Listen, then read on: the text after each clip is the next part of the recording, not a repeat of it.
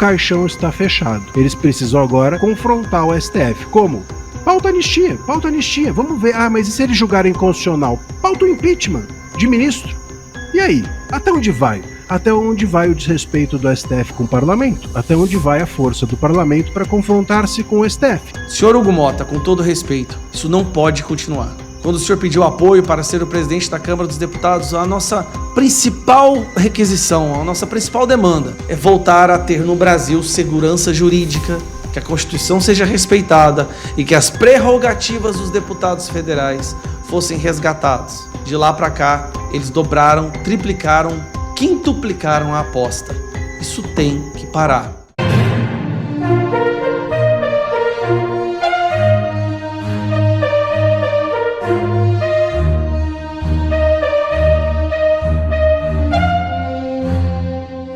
Tensão toma conta em Brasília e Moraes ultrapassa todos os limites. Resposta forte deve acontecer.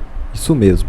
A decisão do ministro Alexandre de Moraes, que ignorou deliberadamente a decisão soberana de 315 deputados federais, é mais um capítulo da escalada autoritária que se impõe sobre o Estado de Direito no Brasil. Quando um único ministro escolhe desconsiderar de forma explícita a vontade expressa da maioria do parlamento brasileiro, ele não ataca apenas o deputado. Ataca a representação popular, o princípio democrático e a independência entre os poderes. A Câmara dos Deputados, em votação pública e transparente, decidiu suspender uma ação penal viciada desde sua origem. A decisão do parlamento não foi um gesto político, foi um ato constitucional, amparado no artigo 53 da Carta Magna. Ao ignorar essa decisão, o ministro afronta a própria Constituição da República, a quem serve um judiciário que se julga acima da vontade soberana do povo, a quem interessa um Supremo que, ao invés de ser o guardião da Constituição, passa a reescrevê-la segundo conveniências políticas. O Brasil presencia mais uma vez um grave atentado à harmonia entre os poderes. A decisão de Moraes não é apenas juridicamente abusiva, ela é politicamente provocativa e institucionalmente insustentável. O parlamento não aceitará ser reduzido a um espectador passivo de suas próprias atribuições. A história não absolverá o silêncio cúmplice nem a covardia diante de tamanha afronta. Em nome da oposição, afirmo: o Brasil exige o restabelecimento do respeito entre os poderes da República. Sem isso não há democracia, só arbítrio. O texto que você acaba de ouvir é de Luciano Zucco, deputado federal. O jurista André Marcília analisou a decisão esdrúxula do Supremo e apontou qual o caminho o Congresso deve adotar como resposta. Eu vou só apenas aqui trazer algumas, dar algumas pitadas um pouco mais jurídicas a respeito disso. Mas eu concordo com todo o caminho, tanto o caminho da decisão, das implicações dela, quanto os caminhos que agora restam ao parlamento. O que houve foi que o ministro Moraes, ele votou para reconhecer parcialmente a possibilidade de suspensão da decisão contra o Ramagem. O que isso quer dizer na prática? Na prática quer dizer que os crimes de dano estão suspensos. Dano ao patrimônio público e dano ao patrimônio tombado, esses ficam suspensos. Todos os demais, que são golpe de Estado, abolição violenta do Estado, organização criminosa armada, e aí vai aquela toda a boiada de crimes graves, esses o ministro Moraes entende que deveriam seguir. E por que ele entende que deveriam seguir? Porque o artigo 53, parágrafos 3º e 4º da Constituição diz que o Congresso pode suspender crimes acontecidos após a diplomação. Ramagem foi diplomado em 2022, final de 2022, não é isso?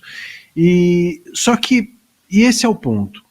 A gente tem que entender que crime, e é isso que o Moraes não entendeu, é isso que o Zanin não entende, quer dizer, não sei se não entendem, ou se eles se fazem de desentendidos, porque ali a gente fica num terreno um pouco nebuloso mesmo, de até onde vai o desconhecimento jurídico, e até onde vai o conhecimento político, para ser brando e não ofender ninguém.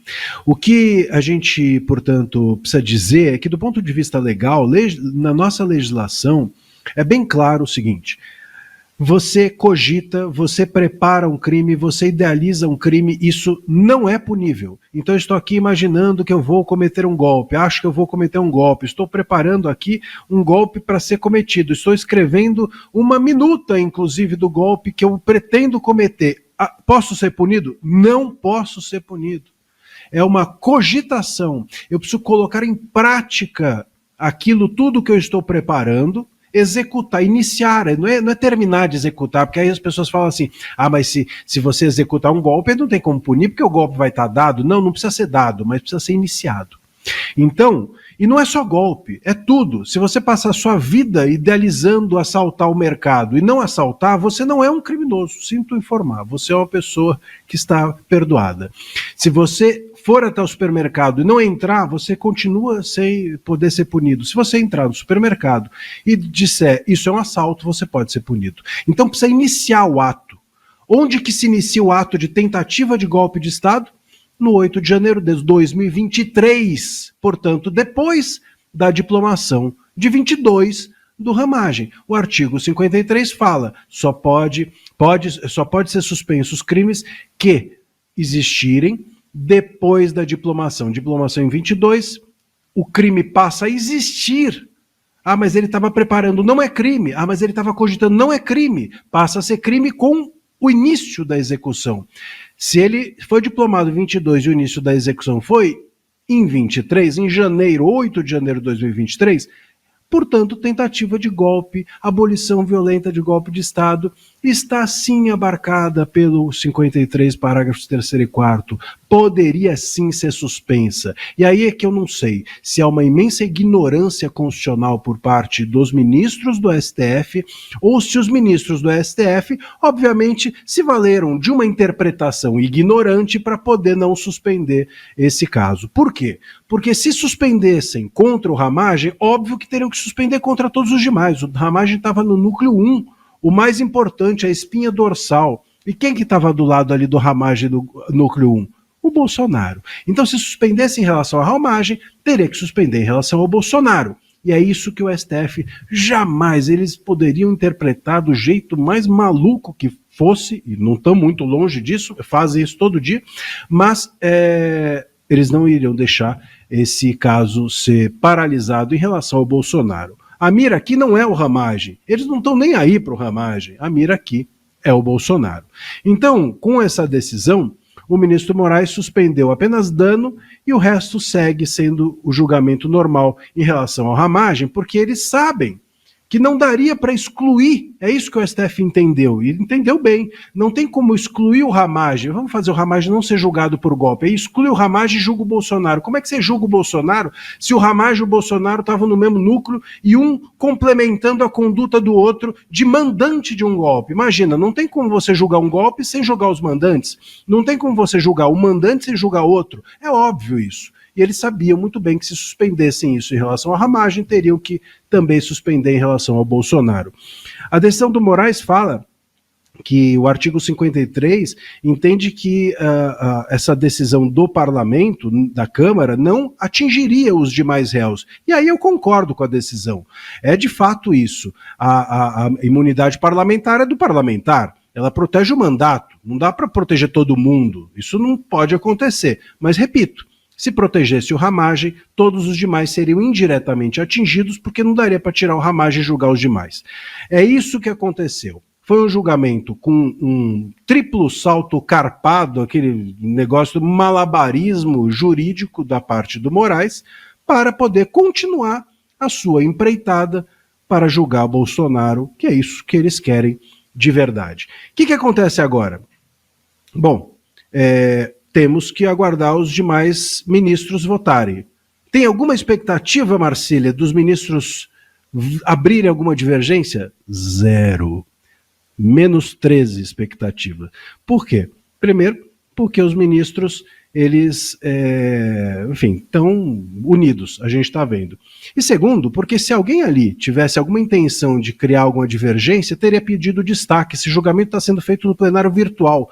Bastava um ministro falar, eu quero que isso vá para o plenário físico, porque eu pretendo debater, eu não quero que fique no virtual, onde não tem debate. Se ele quisesse divergência, ele faria isso, pediria o destaque. Ninguém pediu.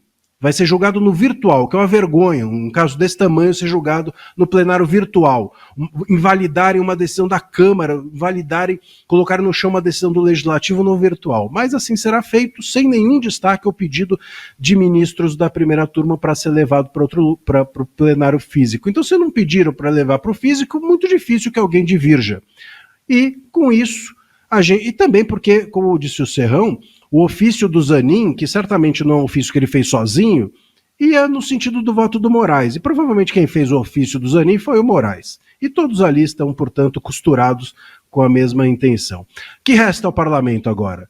Resta ao parlamento fazer política. Dentro do ambiente jurídico, o caixão está fechado. Eles precisam agora negociar ou confrontar o STF. Como? Pauta anistia. Concordo com o Serrão, pauta anistia. Vamos ver. Mas e se eles julgarem constitucional? Pauta o impeachment de ministro. E aí? Até onde vai? Até onde vai o desrespeito do STF com o parlamento? Até onde vai a força do parlamento para confrontar-se com o STF? Aí é isso que a gente vai ter que agora assistir. Essas são as cenas dos próximos capítulos. Veremos o que virá. Juridicamente, com a decisão do STF, não tem muito o que fazer. A decisão do Congresso fica caída. 315 votos, são 315 deputados federais, uma votação histórica, daria para aprovar um projeto de emenda constitucional. Votaram, 315 deputados votaram para suspender a ação do núcleo no qual Ramagem faz parte, que está lá dentro Braga Neto e Bolsonaro, de acordo com a Constituição, e a Constituição é clara. A Constituição, pelo menos nesse ponto, ela não deixa margem para dúvidas. Dependendo da votação, se aprovado, a ação penal deve ser suspensa. A ação penal, não um ou outro crime, não um ou outro réu. A ação penal deve ser suspensa. Uma ação penal que envolva um deputado federal. A Constituição criou isso porque os constituintes, as pessoas que criaram a Constituição, eles conseguiram prever que poderia haver no futuro um judiciário autoritário, poderia ser composto um Supremo Tribunal Federal com pessoas completamente ensandecidas e bêbadas do poder que queriam dominar o país, a nossa democracia. Então foi uma ferramenta criada justamente para essa situação. A situação onde haja perseguição jurídica, perseguição judicial contra parlamentares. Pois bem, acreditávamos nós que caso o STF tentasse votar contra isso, ou derrubar essa decisão, seria uma ação de declaração de guerra absoluta ou de humilhação completa da Câmara dos Deputados. Se eles tentassem anular essa votação, seria nada menos que um golpe, um tapa na cara da Câmara dos Deputados e uma declaração do seguinte sentido: a democracia no Brasil não tem mais representantes eleitos. Tudo é decidido pela Suprema Corte. E aí hoje, STF analisará a suspensão da ação contra a Ramagem na sexta-feira. Bom, algumas coisas erradas começaram a acontecer. Primeiro, o Alexandre de Moraes, o Zanin passou, e o Alexandre de Moraes decidiu isso aqui, A ação penal 2668, que é a ação na qual o Ramagem faz parte, junto com o Bolsonaro, prosseguirá normalmente até a decisão da primeira turma. Primeiro, ele decidiu que a ação prosseguirá normalmente. Está errado, a Constituição fala que ela deve ser imediatamente suspensa. E depois ele fala que a decisão será na primeira turma. Está errado novamente, porque a Constituição fala que deve ser uma decisão do plenário, ou seja, dos 11 ministros. E não apenas de metade, ou menos da metade, da corte. Os 11 ministros deveriam votar. Os 11. E a ação penal deveria ser imediatamente suspensa. Nessa quarta-feira o Brasil celebrou porque foi um passo dado para acabar com a injustiça e para resgatar a prerrogativa da Câmara dos Deputados. O que aconteceu então?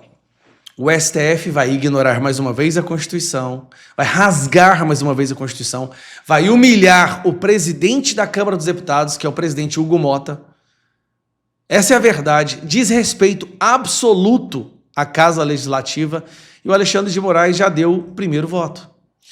Apesar da decisão da Câmara, Moraes vota para manter processo contra Ramagem por 3 crimes. Preste atenção. Alexandre de Moraes, ele não dá um tapa na cara, porque ele está dando uma voadeira na cara do Hugo Mota, da Câmara dos Deputados, desrespeitando o que já é de praxe, né? Desrespeitando a Constituição e decidindo, olha, acabou, não quero saber o que 315 deputados votaram, tá? Nós vamos decidir que vai continuar tudo normalmente, o teatro vai continuar. O teatro da acusação com delação única de uma pessoa que foi torturada e ameaçada, que é o Mauro Cid, ao teatro da minuta que não existe, nunca existiu e que ele declarou que não vai colocar, o teatro absoluto onde as pessoas, os réus, não têm acesso à defesa, onde os advogados não podem defender seus clientes. É uma perseguição nunca vista antes, que a Câmara dos Deputados tentou suspender, usando uma prerrogativa constitucional. O Alexandre de Moraes está cuspindo na cara dos deputados, dizendo não, vai tudo continuar, porque o nosso plano é prender Bolsonaro antes de 2026, e para que isso aconteça, a gente vai ignorar a Constituição, o devido processo legal, todos os trâmites legais, porque nós mandamos no Brasil. Senhor Hugo Mota, com todo respeito, isso não pode continuar. Quando nós conversamos no ano passado, quando o senhor pediu apoio para ser o presidente da Câmara dos Deputados, a nossa principal requisição, a nossa principal demanda é voltar a ter no Brasil segurança jurídica, que a Constituição seja respeitada e que as prerrogativas dos deputados federais fossem resgatadas. De lá para cá, eles dobraram, triplicaram, quintuplicaram a aposta. Isso tem que parar. É por quê que é tão importante essa suspensão do processo contra o Ramagem e por que ela deveria criar uma jurisprudência para atingir o Bolsonaro. Mas eu não sou tão esperançoso disso porque a gente sabe que o nosso STF já não age mais baseado nas leis, mas age por motivação política. E a intenção deles é condenar a qualquer custo o Jair Bolsonaro, e é por isso que já condenou mais de 400 pessoas pelo 8 de janeiro, apenas de cadeia de até 17 anos. Esse pessoal do 8 de janeiro é só o pano de fundo para que eles consigam chegar no Jair Bolsonaro. E prendendo o Jair Bolsonaro, eles acreditam que vão acabar com a direita no Brasil, e somente uma direita permitida vai conseguir se candidatar em 2026. Esse é o sonho do Alexandre de Moraes, apoiado por Lula e o pessoal do PT, que a todo momento fica fazendo consultas, né, como eu falei aqui agora, ao Zanin, né, pedem para apreender meu passaporte, é tudo para matar a oposição, e a gente tem um sistema muito semelhante ao da Venezuela. Então nós estamos oferecendo resistência a isso tudo. Mas em aspectos técnicos, né, um dos argumentos que a Suprema Corte utiliza para julgar todas essas pessoas que não têm foro, que originalmente não deveriam estar sendo julgadas pelo STF, eles falam que no meio desse golpe todo está um deputado federal, que é o Alexandre Ramagem. Como os deputados federais, estes sim, originalmente são julgados pelo STF, eles falam, olha, está tudo conectado, uma grande associação criminosa para dar o golpe de Estado, então, como tem um deputado aqui para julgar, é competência do STF, todo o resto, Jair Bolsonaro, o pessoal do 8 de janeiro, etc., todo o resto vem junto para também ser julgado no STF. Bem, esse é um dos principais argumentos que os ministros da Suprema Corte, né, falam, né, a narrativa que eles criam para justificar eles estarem fazendo esse julgamento, que em qualquer democracia do mundo jamais estaria começando no STF. Né? Vídeo o próprio Trump aqui nos Estados Unidos, que tinham vários processos, mas todos eles na primeira corte, onde teria o direito ao duplo grau de jurisdição, a apelação, aí para a segunda e assim por diante, né, numa escala normal de um sistema judiciário de um país democrático. O Brasil já não é mais uma democracia, já não dá mais para falar isso. Então, a ideia é o seguinte, já que o Alexandre Ramagem é deputado federal e ele puxou todas as conexões das pessoas para serem julgadas no STF, se a ação for trancada contra o Alexandre Ramagem, automaticamente todas essas pessoas não fará mais sentido elas serem julgadas pelo STF e a Suprema Corte deverá enviar os seus processos para a primeira instância. Assim deveria ser. No entanto, o Brasil já não é mais uma normalidade democrática, né? Como eu falei. E para piorar, o STF a todo momento ele muda a sua jurisdição, ele muda o seu entendimento. Então, para justificar que o Ramagem, né, não se daria o ensejo para que, uma vez trancada a ação penal ou suspensa a ação penal contra ele, os demais dessa ação, os demais réus, iriam para a primeira instância, eles argumentam ainda na Suprema Corte que, ainda que o presidente Bolsonaro seja um ex-presidente, como os fatos pelo qual ele está sendo acusado começaram quando ele ainda era presidente, então ainda é competência do STF julgar o Jair Bolsonaro. Eu estou tentando digerir para vocês, principalmente para quem não é da área jurídica, e é difícil não falar o juridiquês, mas para vocês entenderem como que o STF vai formando a narrativa dele para vender aos juristas e também às demais pessoas da sociedade que eles fazem jus sim, eles são tribunal competente sim para julgar o Jair Bolsonaro.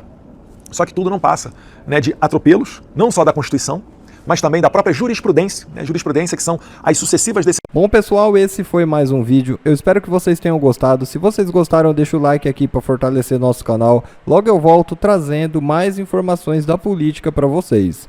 Um forte abraço, fiquem todos com Deus e até a próxima.